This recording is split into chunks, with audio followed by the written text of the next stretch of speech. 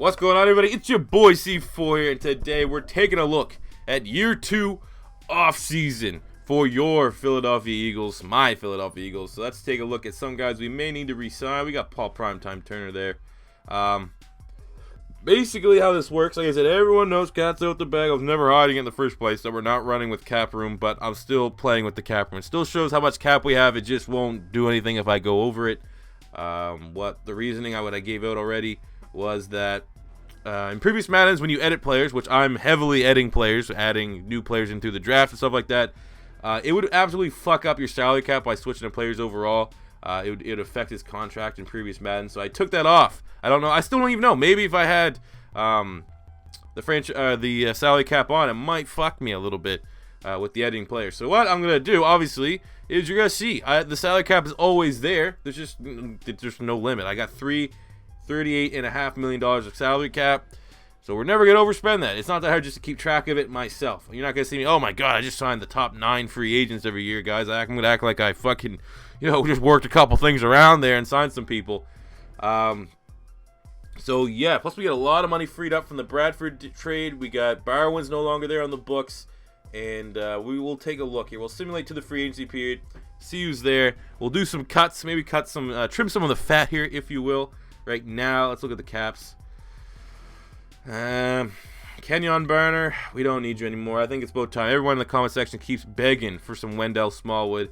Barner had a big year for us in 2016, but it's McCaffrey's show now. Wide receiver, we got, no, we're good there. Tight end, realistically, we could move on from Trey Burton, but I'm expecting Selk to retire. We need Burton for our backup tight end. I was thinking about getting rid of Kelsey, but I'd eat a bunch of cap on getting rid of Jason Kelsey, unfortunately, because I got Postage back there. Let's see what we got. Ooh, that sucks. We can't have a 35-year-old Fletcher Cox. I like Trent. I love Trent Cole as much as the next guy, but a 35-year-old Trent Cole with $6 million cap hit's not gonna get it done at all. Let's cut one of these guys too. These guys are depth, and they're over $1 million against our cap. Let's just get rid of him. We'll keep Vic. D tackle. Now we're looking all right. Looking all right. Let's see what we got here. Humphreys, Jalen Watkins, $1 million cap hit for. Yeah, we need you. We don't need to get super nickel and dimey. Maybe we can cut Countess. How is he still on this fucking roster? He's not even on the Eagles in real life. Ooh. I think 69 overall Maragos. Even though you're a good special teamer, I don't really see you very much in my franchise mode. We'll save him a little bit. We'll save over $1 million there. And now let's see what free agents are available to potentially improve our roster, especially in the wide receiver position. So Adrian Peterson's here. Quarterback Drew Brees is hit. We don't need him. Bradford's there. Man, should we just sign fucking AP? Just say screw it. Let's sign Adrian Peterson. Oh, you got Spencer Ware. That could be a solid backup sign. But like I say, I want to roll with Smallwood and McCaffrey. Fuck. Shit all for wide receivers. You got Moncrief. That's not what we wanted. We wanted a number 1. Moncrief is not bad at all. Don't get me wrong. I was a big fan of him at Ole Miss, and I would have drafted him over Josh Huff every single day of the week. But Moncrief's no better than Matthews or DGB. He doesn't offer the burning pace that we need. Like we're either gonna get like a legit wide receiver 1, or we need a guy with like 95 speed plus. And I didn't see any of that. O-line, we're looking all right. Brandon Brooks is regressing like a motherfucker. Then again, maybe we can spend some of the XP that we got and keep him a little bit high. We haven't done that yet. We gotta spend the XP, but I don't know. I don't think anyone outside of the defensive guys are going to grow too much. I'm not seeing much here for defense. We could add another experienced corner, but there's no one there. And we're good at both safety spots. Maybe depth at safety could be all right. Oh, we had that Jones-Corty guy in my Bears rebuild. He was solid. Special teams, no upgrades for a punter. Pretty uneventful free agency period, to be honest with you guys. But maybe that's for the best, because it looks like we're going to have to re-sign a couple guys. We got roughly $30 million of cap heading into the season. Like I said, if you just skip to the 4-minute point in this video, go skip to the 1 minute where I explain the cap room situation. We're able to check wide receivers. There's no one there. I really wanted to sign a big time wide receiver. I'm ready to move on from Nelson Aguilar, especially with that drop. All right, so here's what I'm going to show you. I want to show you how well I drafted, just so no one thinks I'm juicing my picks or anything like that. Let's go. This happens when you scout, baby. People keep saying, oh my god, how your draft's so good. I've had my fair share of shit drafts, especially in my realistic rebuilds. So I just want to show you. This is one of my best drafts I've ever had. so I wanted to kind of show it off. So I'll show you guys the fake guys, and then like I said, I'm speeding through it. You don't really need to see who I'm drafting. Show you just the sick overalls, and then I'll edit them up with some real prospect names. I'm just hitting here though. It's worth it to scout. I mean, it's kind of tedious to use all your scouting points every single week, and I actually heavily suggest looking for the undrafted guys because you can find a lot of gems in there. As you see, look at that. I got bust from fucking rounds 2 to 4 pretty much. All the mid rounds, most of these guys are coming up bust. You look in undrafted, you're getting some diamonds. As that was a 64 overall player. But yeah, I would say this definitely ranks up there as maybe my strongest draft I've had in Madden across all the different videos you've seen me done. See me do. Did? Dot? Modal?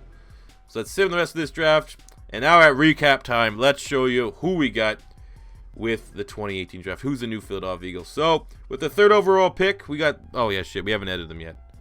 So we got this Hickson, we got 80, we got 78, we got 77, we got 72. Add another 70. Our worst pick was a 64 wide receiver. That's probably going to get fucking cut right away. But look at that.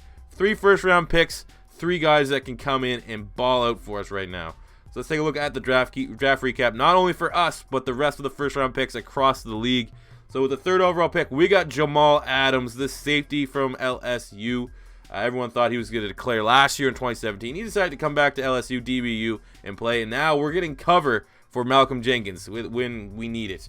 Maybe we can move him back to corner, move someone else to corner. But we have depth back there at safety with an 80 overall Jamal Adams. So wide receiver, we got Antonio Callaway, the wide receiver from Florida. We weren't sure if he was to declare this year or not. Look at that, 95 speed. This guy is an absolute burner. So what I did was I slightly modified his speed because it is Callaway. We made sure his overall stayed the same. We moved a couple things around. Then we got, with our flash first round pick, Zach Cunningham, the beast linebacker from Vandy. We're looking maybe to upgrade from Bradham. He's starting to decline a little bit. Cunningham's an absolute stud. I'm a big fan of him. So we got maybe Jordan Matthews' teammate. We got Bell and O'Connell are 2 actual real names for guards. I'm not exactly sure where they're going to fit with our team long term. Maybe the practice squad. But solid draft. Let's look at everyone else. The Atlanta Falcons with the first round pick got Caleb Brantley, defensive end from Florida, 78 overall. Big fan of him. They also got this guy too, man. Most of these teams actually had surprisingly solid drafts. Their second round pick was a 76 D tackle. The San Francisco 49ers with the first overall pick went Charles Walker, the defensive end from Oklahoma, 79 overall. Everyone knows he's the guy that pretty much quit Oklahoma to prepare for the draft. And that preparation got him the first overall pick. And then in the second round, they had a JT Barrett, the scrambling quarterback. Is he going to be a quarterback? Are they going to move him around a little bit? Maybe a Terrell Pryor type. Very similar pass. 74 overall for him. I can't remember who they drafted a quarterback in year 1, but he's a backup. Then at the Giants, they got J.J. Watt's brother, T.J. Watt, outside linebacker from Wisconsin, 77 overall. And then they got another solid name in the second round, Jalen Hurd, the running back formerly of Tennessee. Who knows where he's going to land for his senior season, but 79 overall for him. They need a little bit of running back help, and they found it. The Jags killed their draft. There was safeties. They got Buda Baker, the free safety from Washington, 78 overall. Look at that. In the second round, they get a 78 overall safety. In the third round, they get a 78 overall safety. What the fuck? Save some safeties for the rest of us. The Jets with their first round pick got Dede Westbrook, 76. So here's where I made maybe you could make the realm of supplemental pick. I missed a couple seniors from the first year that I didn't really include that they kind of jumped on, on the wave of hype. So I added a couple guys that wouldn't realistically be drafted in 2018 just to make sure they're in here. So assume they just got, supplemental draft or something like that. So the Lions got Anthony Walker Jr., the talented linebacker from Northwestern, 79 overall. Look, they got this guy Goff, corner, 79 in the second round. Good value there.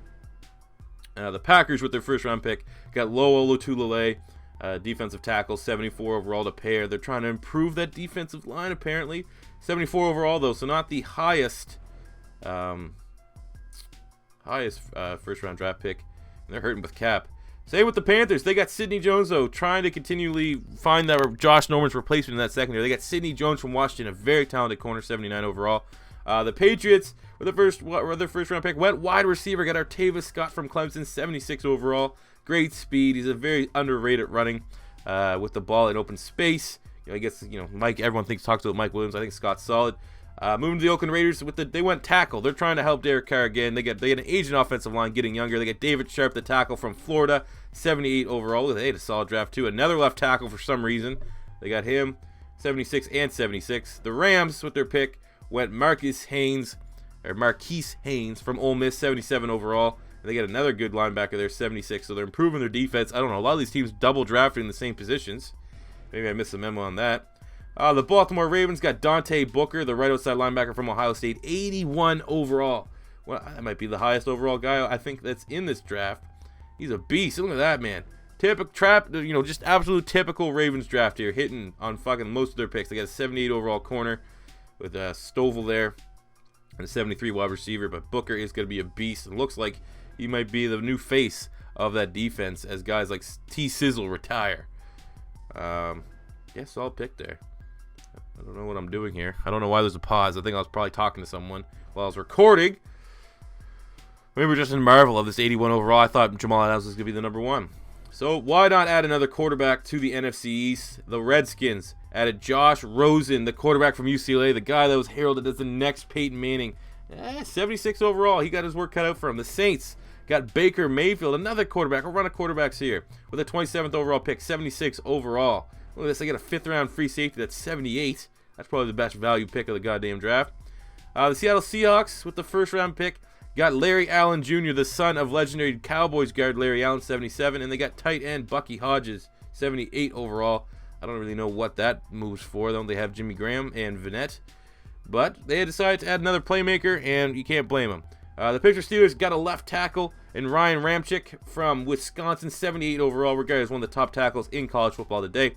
Houston Texans improving that secondary, trying to get younger with Jonathan Joseph aging. They got Tony Brown, the corner out of Alabama. Looking at the Titans, another run on the corner. The Tennessee Titans take Quincy Wilson, the corner out of Florida, 78 overall. They also got a solid center there, 76. Good value pick. But Quincy Wilson has taken his talents to Tennessee. The Vikings got 2 impact playmakers, maybe the best name value out of all the draft, along with my Eagles. They got Isaiah Ford, the wide receiver from Virginia Tech, 78 overall, and then Dalvin Cook. Everyone thought Dalvin Cook would go last year, decided to stay one extra year because of the running backs in 2017. Still slipped to the 2nd round, so it might have cost him, but he's a 79. The Chicago Bears got Lorenzo Carter, the outside linebacker from Georgia, to pair with another outside linebacker, formerly from Georgia, in can't remember his name right now, the big motherfucker. But they're pretty much the same type. Good pick there.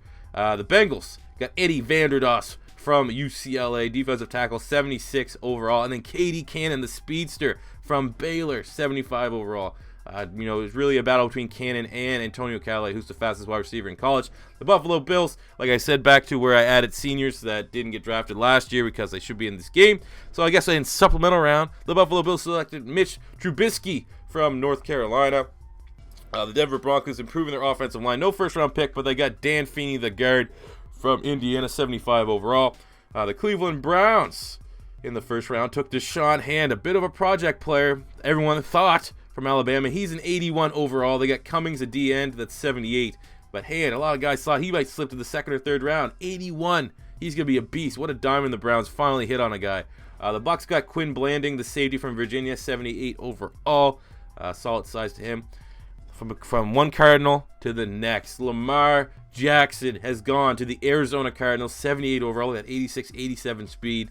Great pickup there. Look, they got a center. They got him some new help there. But Lamar Jackson is now in the connected franchise, and I hope we don't have to play them anytime soon. I'd rather play them actually sooner than later. The San Diego Chargers improving their offensive line, selecting Casey Tucker, the tackle from Stanford, 76 overall. Look at this. In the 2nd round, they got 81. I think that guy might be tied for 1st and highest overalls. And he got him in the 2nd round? Fuck off, man. Kansas City Chiefs looking to move on from Alex Smith, potentially, getting Deshone Kizer from Notre Dame in the last pick of the 2nd last pick, of the 1st round. That's a beast. The Colts, I gave them an absolute, just here you go. Supplemental pick. They got John Ross, the wide receiver from Washington, the speedster, 71 overall in the 4th round. I mean, it is what it is. Cowboys continue to improve their offensive line with their 1st round pick, getting Billy Price, the guard from Ohio State, 77. Look at this. They had a great draft for the limited picks they had. They got this quarterback, 76 in the 2nd round, safety, 76 in the 3rd round. Good job on you, Dallas, as much as it pains me to say. And then finally, the Miami Dolphins got tackle Jamarco Jones from Ohio State, 78 overall. They got a good young offensive line there with Jones and Larry Tunsil. They're going to be able to get shit done. But that is your draft for the Eagles. Look at that. Jamal Adams, Antonio Callaway, Zach Cunningham are our big 3 for this season. So I hope you guys, if this is your first time stopping by, don't be afraid to hit that subscribe button. Keep supporting me. I love all the support. Smash that like button if you like to see these real life prospects. And if you're, stay tuned. Season 3 is coming, baby.